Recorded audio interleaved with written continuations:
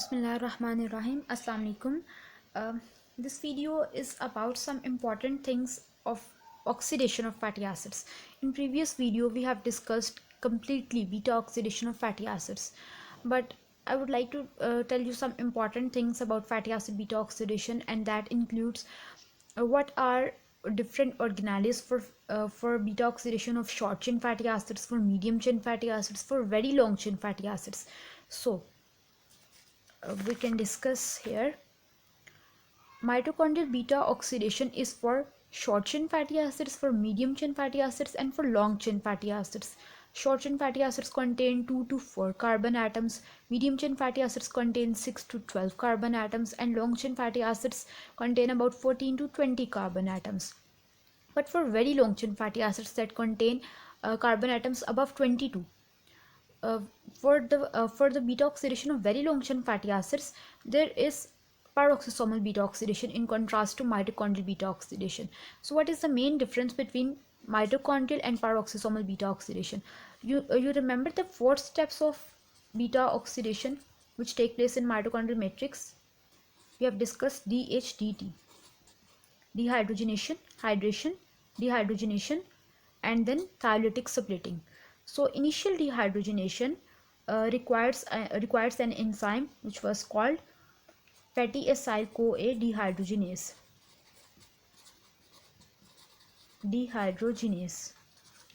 In the presence of FAD as an oxidized coenzyme.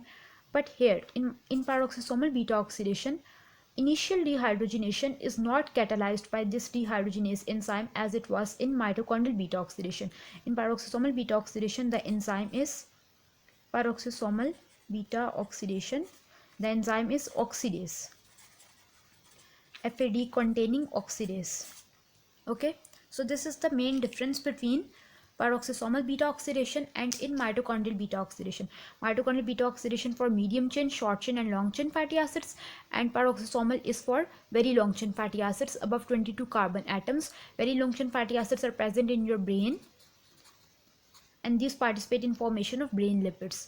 And medium chain fatty acids are present in human milk, and furthermore, the enzyme which is called medium chain fatty acid dehydrogenase enzyme for oxidation of these medium chain fatty acids, that enzyme deficiency is the most common inborn error of metabolism.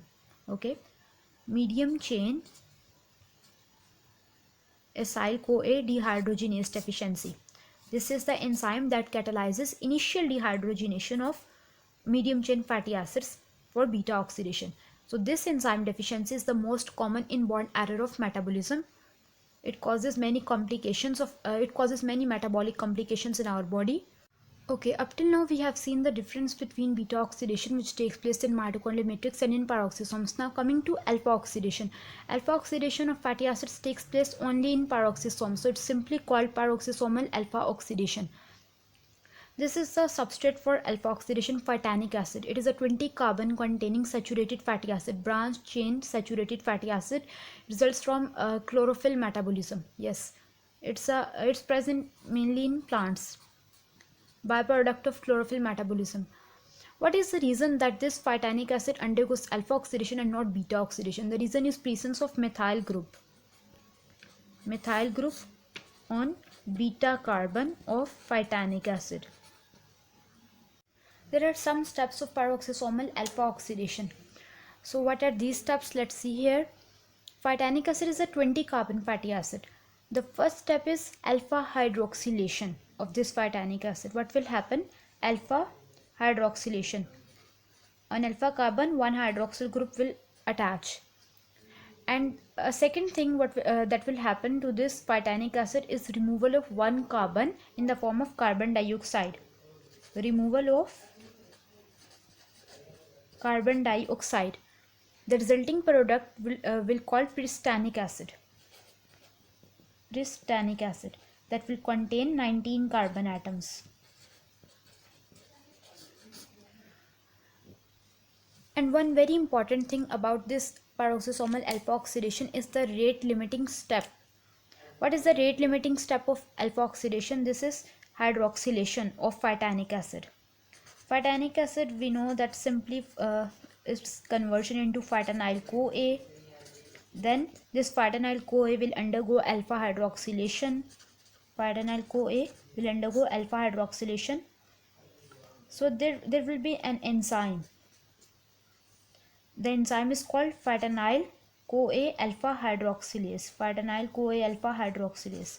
This enzyme is the regulatory enzyme of peroxisomal alpha oxidation. It's important as one multiple choice can be asked from here, peroxisomal alpha oxidation, but the main thing that's very important is mitochondrial beta oxidation and carnitine shuttle, which we have completely discussed in the previous videos. Okay, take care. Allah Hafiz.